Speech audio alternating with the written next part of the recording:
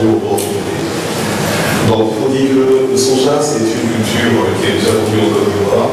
Elle a été introduite au Côte d'Ivoire dans le nord par le président Francis Ouattara. Et après, il y a eu un abandon. Et je pense qu'on est en train de le recommencer aujourd'hui en Côte d'Ivoire à travers les grands projets. Donc, c'est sur ça que je vais exposer. Je vais aussi continuer sur les enjeux en cours et les opportunités dans notre pays. Donc, pour situer le contexte, en Côte d'Ivoire, l'histoire de soja a commencé, comme vous le voyez, avec le développement de sa culture dans le nord-ouest en 1989, à travers un projet gouvernemental initié par le président Fréboyer. Donc, à partir de 1995, le soja est produit dans d'autres régions, notamment le centre-nord, par le biais de projets de recherche en partenariat avec l'État nigérian, relayé par le projet gouvernemental, nommé le PASI, dont le PASI qui est le programme d'amélioration à la commercialisation aux initiatives locales, programme d'appui à la commercialisation des initiatives locales, dont suivi son extension au nord du pays en 2020. Donc le projet, par la suite, connaîtra un avant. Voilà, pour diverses raisons, notamment la difficulté de consommation et l'échec de son introduction dans nos habitudes alimentaires. Donc il faut dire qu'en Côte d'Ivoire, on a des problèmes d'acceptabilité et c'est le cas dans pratiquement tous les pays de l'Afrique de l'Ouest et de l'Afrique concernant le soja local que nous avons. Donc on reviendra sur ce problème d'acceptabilité. Donc en novembre 2013, qui est un nom décisif concernant l'histoire du soja en Côte d'Ivoire, à la faveur d'une conférence organisée par le programme WISH, avec pour thème principal effectivement de qualité supérieure et le rang des protéines. Donc le soja suscite à nouveau l'intérêt de l'organisation gouvernementale, notamment la DNCS, qui est la Direction nationale des contrôles scolaires, la CIVA, qui est la Société ivoirienne d'abattage et de charcuterie, spécialisée dans la filière porcine. Et il y a aussi le programme national de nutrition qui est le PNN. Et par ailleurs, d'autres professionnels de l'agro-industrie en Côte d'Ivoire, dont Simonis, que je représente ici aujourd'hui. Donc, qui est Simonis? Donc, Simonis, c'est une jeune entreprise dénommée Société ivoirienne de distribution de services qui a été créée en 2012. Simonis, c'est une entreprise ivoirienne intervenant dans divers domaines d'activité, notamment l'import-export, l'agro-industrie et le commerce général. Donc, notre vision en fait, cette entreprise-là, ce n'est pas seulement faire aujourd'hui, nous connaissons le contexte en Côte d'Ivoire et partout en Afrique. Il y a le chômage qui est récurrent. Donc, nous avons créé cette entreprise pour développer, générer aussi des emplois pour nos jeunes frères diplômés de grandes écoles d'université qui peinent à trouver un emploi et lutter efficacement contre le chômage en Côte d'Ivoire. Donc, deuxième vision, nous envisageons de pérenniser aussi le partenariat qui est établi entre les États-Unis et l'Afrique à travers les échanges commerciaux, le développement des affaires, le fonctionnement de conférences et la coopération bien entendu.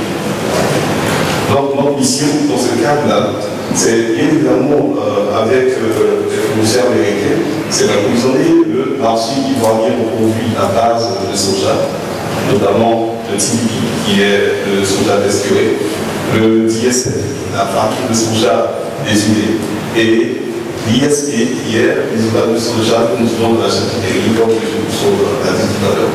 Donc, ce sont des produits de qualité supérieure en provenance des États-Unis. Donc, en approvisionnement le marché local avec ces produits de qualité supérieure, l'objectif est de lutter contre la pauvreté et la malnutrition à travers la promotion du soja, la sensibilisation de la population et pour contribuer à une alimentation humaine améliorée. Et aussi, nous avons l'intention d'intervenir dans l'aliment de bétail avec un projet pilote qui est en gestation avec la Société ivoirienne d'abattage de charcuterie pour utiliser le de soja dans la filière porcine pour améliorer la qualité de la viande de porc que nous trouvons dans nos assiettes.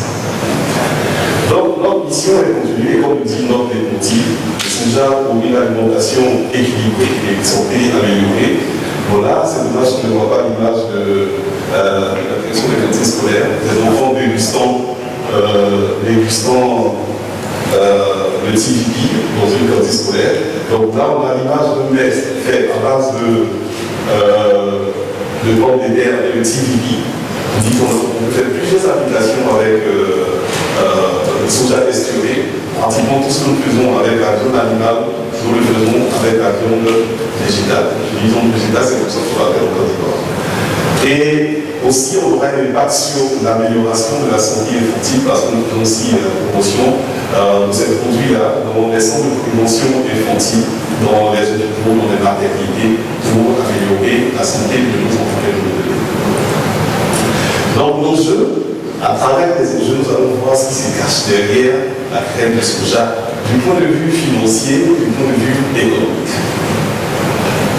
Donc, ce qui se passe déjà en Côte d'Ivoire, c'est que nous avons déjà le TVP pour les besoins de la direction des cantines scolaires, qui est représenté ici par le GIO. Donc, au titre de l'année 2015, nous avons eu une commune importante de 167 tonnes de soja texturé.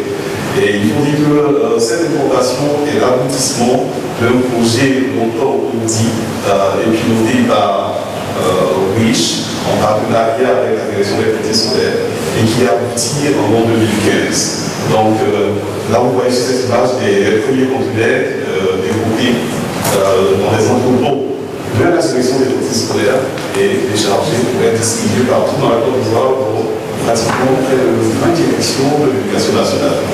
Donc, au total, en Côte d'Ivoire aujourd'hui, ce sont des chiffres actualisés. Pour l'État, pour le gouvernement, nous avons environ 4316 cantines qui sont ouvertes et fonctionnelles pour 750 000 fonctionnaires qui sont nourris dans ces différentes cantines et qui bénéficient de l'apport nutritionnel du TVP. Donc aujourd'hui, ces enfants sont très heureux et ils appellent de façon affectueuse le TVP, la viande de bœuf séchée. Donc nous continuons aussi parce que nous n'avons pas mobilisé seulement la direction des cantines scolaires. Nous avons une marque déposée qui sera distribuée via les réseaux de distribution en Côte d'Ivoire. Et nous sommes déjà en contact avec le supermarché et les rayons de distribution de consommateurs, CDCI, et Citidia qui vient de s'implanter récemment. Donc en plus de la viande végétale qui sera distribuée avec la marque Soja Plus, la viande végétale de soja, nous avons aussi le standard packaging avec la farine de soja désolée qui sera aussi distribuée dans les grandes surfaces pour que tout le monde puisse avoir accès à ces produits de qualité supérieure. Donc, pour faire cela, nous avons mis en place dans la région dans la ville d'Abidjan un réseau de volontaires agréés. Donc, ils sont implantés dans toutes les communes de la ville d'Abidjan, vous voyez la Massi à Djalé. Ce sont des jeunes que nous avons récupérés dans le projet avec la SINA qui ont été formés pour piloter le projet d'incorporation des productions de soja dans la filière porcine. Mais comme le projet cadre à cette démonstration, nous avons récupéré pour qu'ils puissent faire quelque chose en attendant. Donc, ça a bien